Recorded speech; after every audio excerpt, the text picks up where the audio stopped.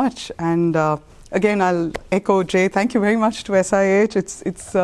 I've been here 3 days, but it's been very inspiring, and it's really nice to be part of this ecosystem and to have conversations. So my presentation today is on gendered spaces and the gendering of spaces.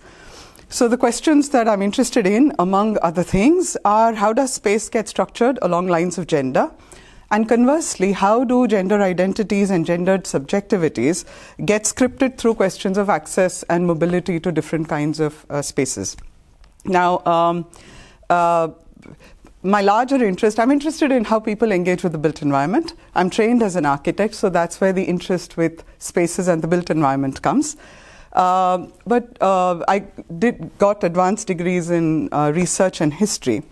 Trained as an architect, quite early on, I recognized that to most architects, the physicality of the built environment is an almost objective entity. So any social reality is a sort of mere layer that is juxtaposed on otherwise the kind of fixed datum of physical space. Space is fixed. Social life is what happens and transforms. But in the course of my research, both earlier, I spent about 15 years researching tribal communities, and my own experiences of being a researcher while personal life goes on. That came together in an interest, specific interest, in women and the built environment, which is what we're hoping to take forward with Bryony and other colleagues. So today I'm going to be talking a little bit about some of these epiphany moments, but also some of the disruptions in thinking about gender and space. So I'll start with the first of the two episodes that I'm sharing today. I hope you can see that somewhat clearly.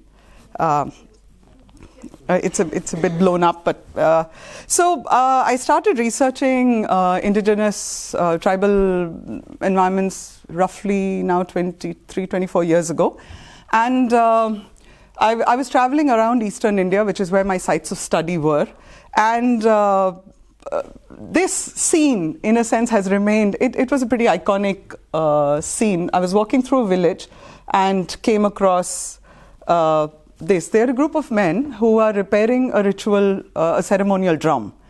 And it really caught my eye as a young architect because this seemed to represent everything that was apparently harmonious about communities and the way they lived with their environment. So here we have houses built out of mud, locally extracted from the backyards of the families. The houses are built by themselves.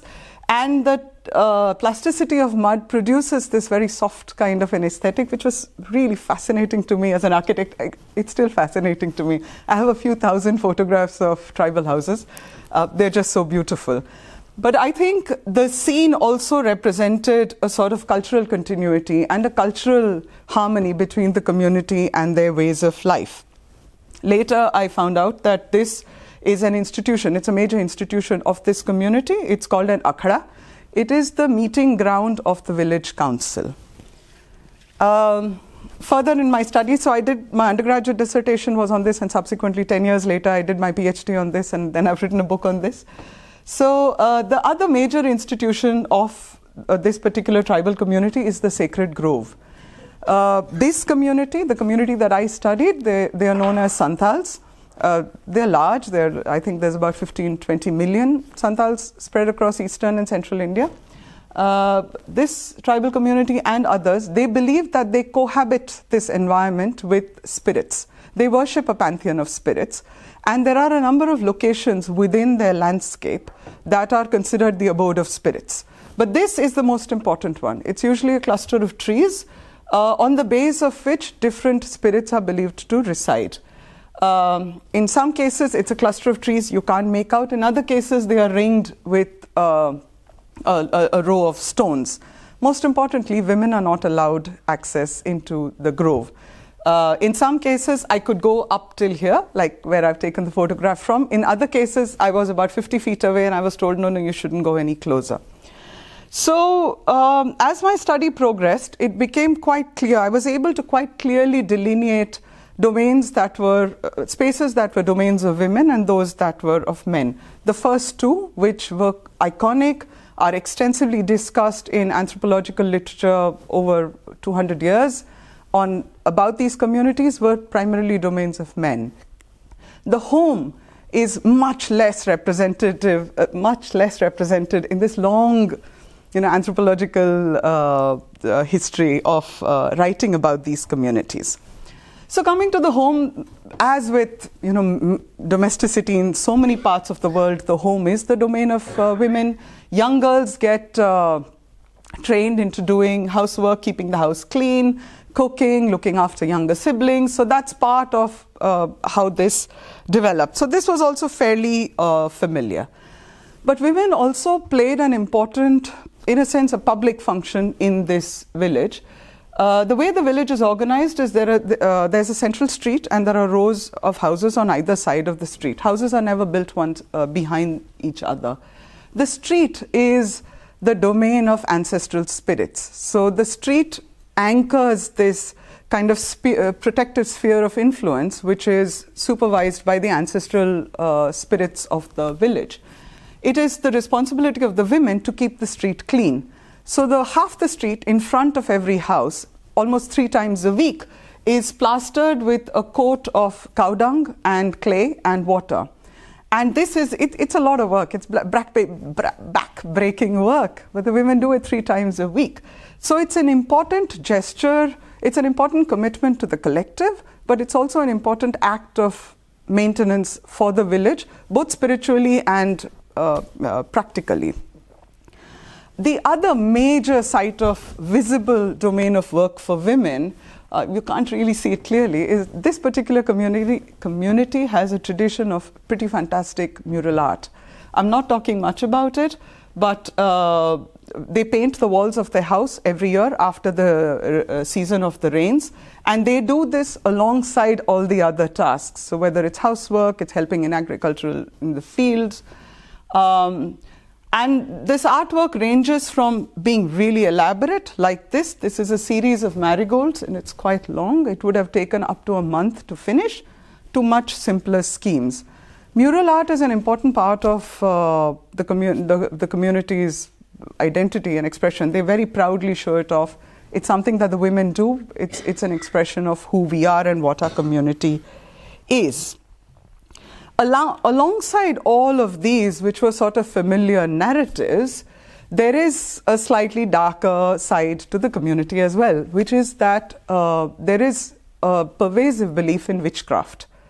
And if you can see in the previous slide and this one, the walls are beautifully painted, there are no windows. The belief in witchcraft is well documented, it's known, and women have the potential to become witches and cast an evil eye and cause misfortune on a family. They also have the potential to anger any of the spirits that the community believes in. Theoretically, got it. Things really came to head when it was my personal encounter with what it meant to be a woman and what it meant to be somebody who was potentially a risk to the community. I was interested in what these houses were like earlier. This was pointed out to me as an old house, so I was interested in having a closer look. And so I went inside, and I was accompanied by someone, and they requested, can I take a look, whether I could go inside and take a look. The family, the householders, husband, wife, they were away working. There was an elderly man here. And if you can make out, there's a door there. He stood with his hands in front of the door and said, no, you can't go in. And so the person I was with tried to insist, saying, no, she just wants to take some photographs, she's doing research. He's like, no, I'm not going to let you in. And then he said that if something goes wrong, I'll get blamed for it.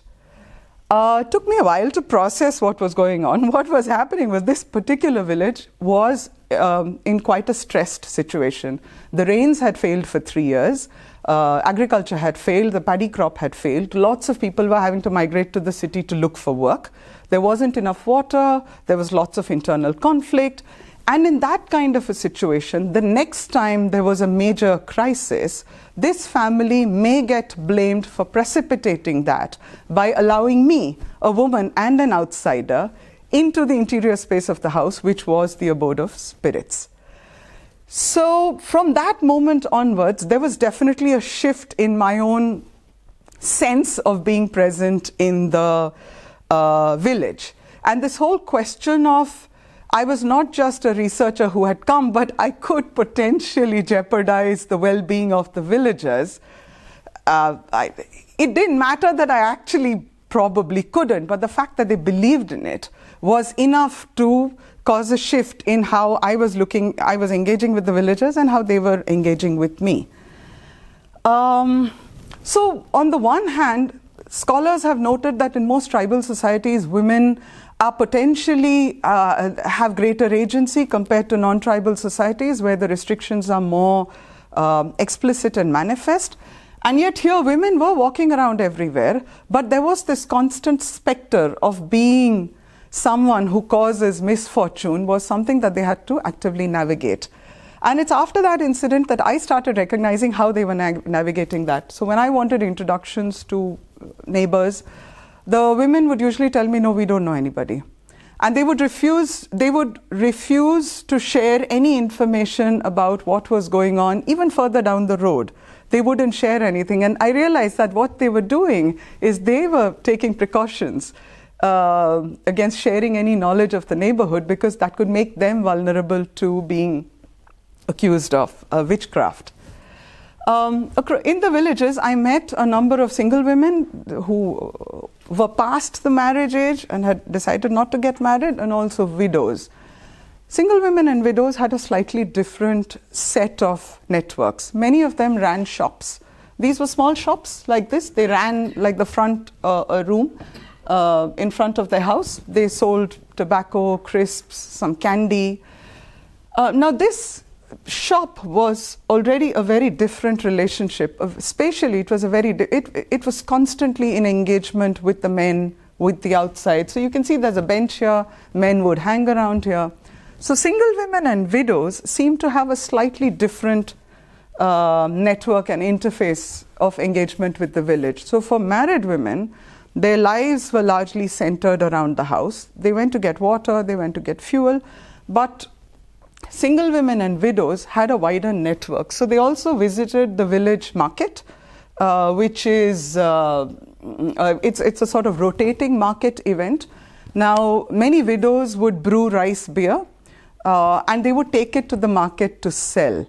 It's possible that other women were also doing it. I didn't encounter them, and there seemed to be a clear pattern that the widows and the single women were striking out to run shops, to visit the village market. The villagers explained it as saying that widows and single women did not have access to agriculture, which was a primary source of livelihood, and they needed these activities to sustain, to economically sustain themselves. Yet it was these activities that were creating a larger mobility network compared to women who were married and within the household. So most of the women, when I spoke to them, were hanging around in and around the front door of the house. It was very common for women to be sitting here.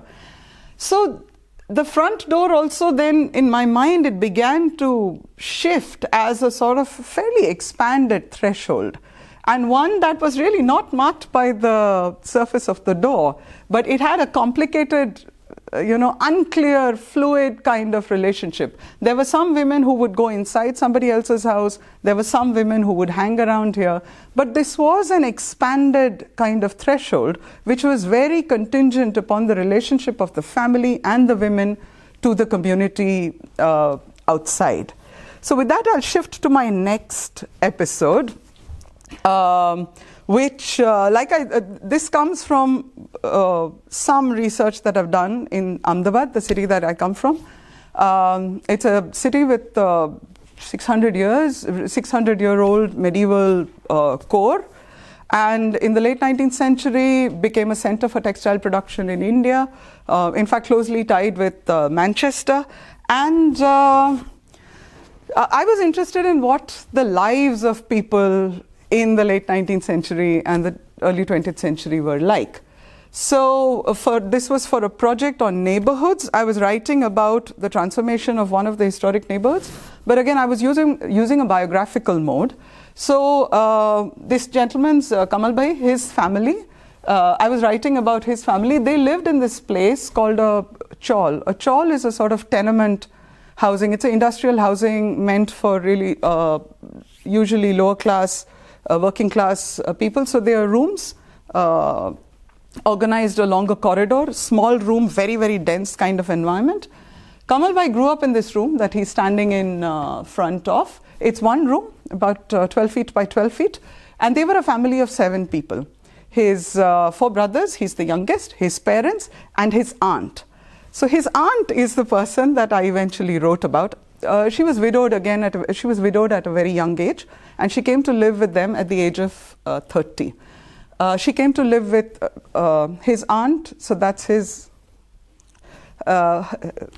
I'll have to explain this in complicated South Asian family connections. His aunt. So the aunt's husband was his brother. So she came to live with her husband. The aunt came to live with her husband's family rather than with her own parents. So that was a very unusual arrangement. But in any case, they came to live. This is the environment of the chawl. And you can imagine 7 people, 1 room, there isn't very much space. But the chawl environment as such is one of extreme proximity. When we went there, my students were conducting a study here. When we went there, we were a group of 7 female students and me.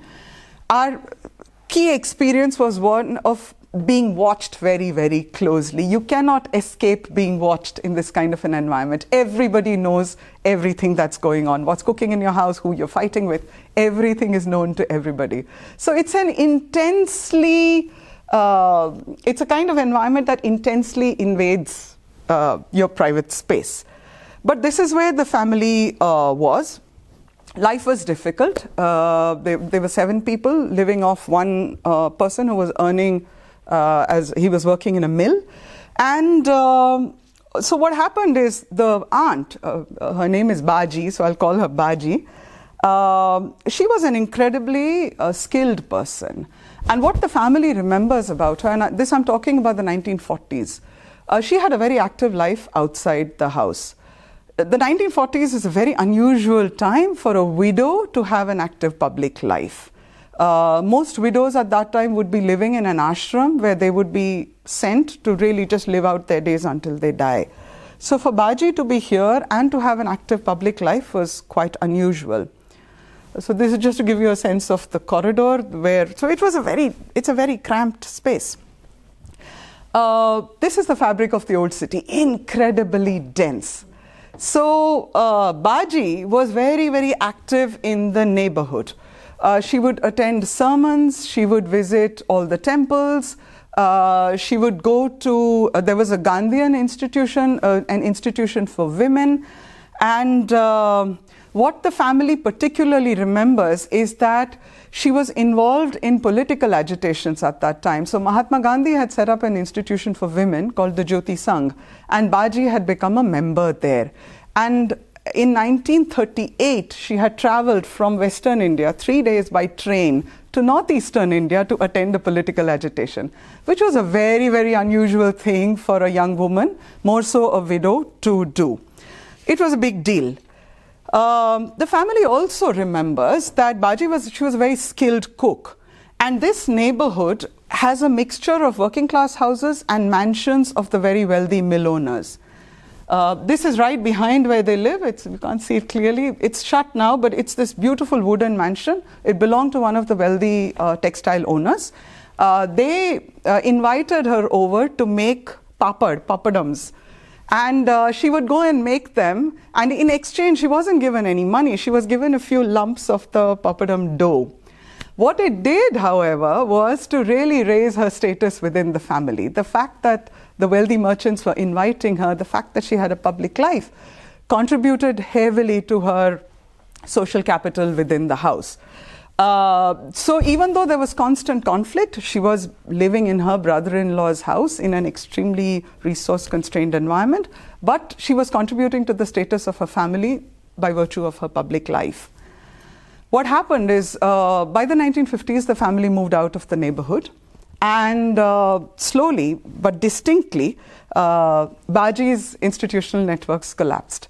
She was able to walk and meet her friends. She was able to walk and attend sermons. But these institutional networks were no longer accessible to her simply because she lived much further away. So this was a very interesting revelation that the structure of the neighborhood had actively contributed to what the woman could do with her life.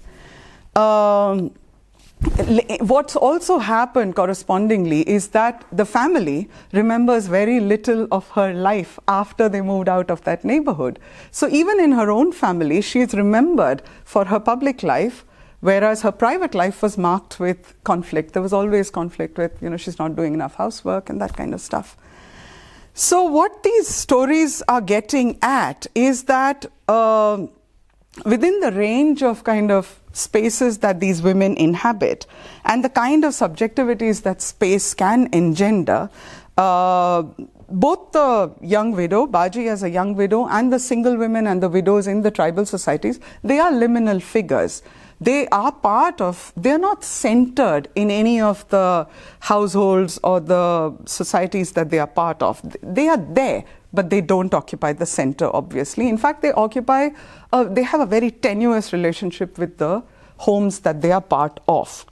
So the home is not a straightforward space of belonging. It's a space of entanglement with the family because they belong, but they're not really centered in it. What helps them carve a space for themselves is what they are able to do in the public realm. So it is their anchoring in the family legitimizes their presence in the neighborhood or the village, because a single woman by herself, without the background of a family, would not be able to sustain a social life.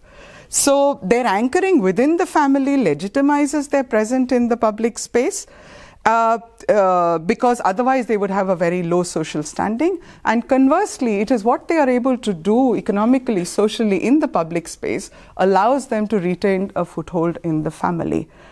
So I'll just leave with where I'm getting at is in terms of spaces, rather than thinking of the home and the space outside the home as clearly bounded binaries, increasingly they are sort of related, concomitant, unstable territories. And the women, particularly women who occupy liminal positions in their social circles, they depend on their anchoring in one to negotiate their space in the other. So I'll stop there and we can look at any questions that there may be. Thank you.